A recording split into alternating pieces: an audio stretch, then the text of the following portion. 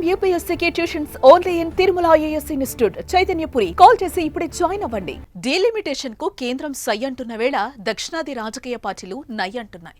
Delimitation కు వ్యతిరేకంగా అంతా ఒకటవుతున్నారు. చెన్నైలో అఖిలపక్ష సమావేశానికి పలు రాష్ట్రాల సీఎంలు, కీలక నేతలు హాజరైన వేళ ప్రధాని మోదీకి ఏపీ మాజీ సీఎం జగన్మోహన్ రెడ్డి లేఖ రాశారు.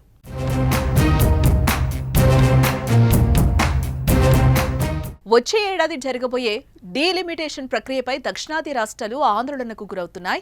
డీలిమిటేషన్ వల్ల ఉత్తరాది రాష్ట్రాల్లో లోక్సభ స్థానాలు పెరుగుతాయని, దక్షిణాది రాష్ట్రాలకు తీరని అన్యాయం జరుగుతుందని రాజకీయ పార్టీలు భావిస్తున్నాయి. డీలిమిటేషన్ జరిగితే దక్షిణాదిని పట్టించుకోరనే అభిప్రాయాన్ని వ్యక్తం చేస్తూ దానికి వ్యతిరేకంగా పోరాటానికి సిద్ధమవుతున్నారు. డీలిమిటేషన్ కు వ్యతిరేకంగా బలంగా గొంతు వినిపించేందుకు కలిసి రావాలని దక్షిణాది రాష్ట్రాల పార్టీలను గత కొన్ని రోజులుగా DMK ఆహ్వానిస్తోంది. ఈ మేరకు తమిళనాడు సీఎం స్టాలిన్ అధ్యక్షతన అఖిలపక్ష సమావేశాన్ని ఏర్పాటు చేశారు.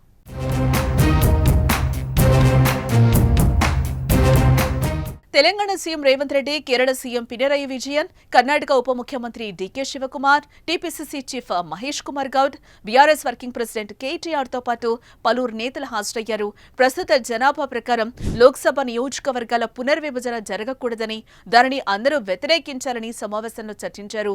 చెన్నై సమావేశం ద్వారా ఒక నిర్ణయం తీసుకుని భవిష్యత్తులో ఒక కూటమిగా నిలిచి ఈ అన్యాయాన్ని సమిష్టిగా ఎదుర్కొనున్నాయి.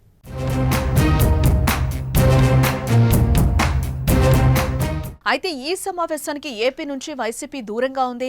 కానీ మోదీకి మాత్రం జగన్ లేఖ రాశారు. డీలిమిటేషన్ కారణంగా పార్లమెంట్లో దక్షిణాది రాష్ట్రాల భాగస్వామ్యం ఖచ్చితంగా తగ్గుతుందని, అందుకే జనాభా లెక్కల ప్రకారం డీలిమిటేషన్ లేకుండా చూడాలని కోరుతున్నామని లేఖలో వైసీపీ అధినేత పేర్కొన్నారు. పార్లమెంట్లో తీసుకునే నిర్ణయాల్లో అన్ని రాష్ట్రాలకు సమాన భాగస్వామ్యం కల్పించేలా ఉండాలని, దక్షిణాది రాష్ట్రాల MP సీట్లు తగ్గకుండా చూడాలని కోరారు. ఏ రాష్ట్రానికి ప్రాతినిధ్యం తగ్గకుండా డీలిమిటేషన్ కసరత్తు జరగాలని కేంద్రానికి విజ్ఞప్తి చేశారు. మరోవైపు DMKకు ఈ లేఖ సారాంశాన్ని జగన్ ఆదేశాల మేరకు వైవి సుబ్బారెడ్డి పంపించారు.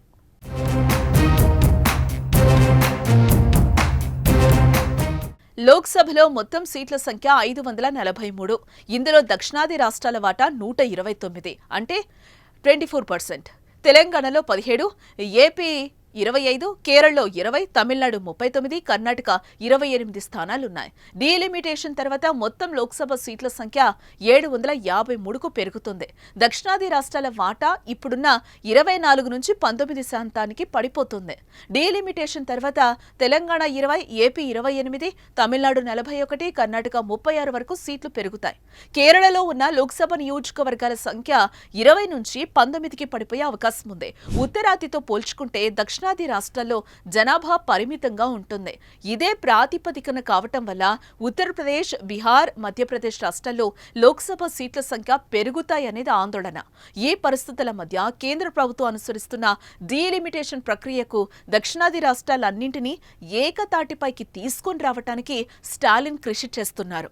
దీంతో దక్షిణాది రాజకీయం ఆసక్తికరంగా మారుతోంది.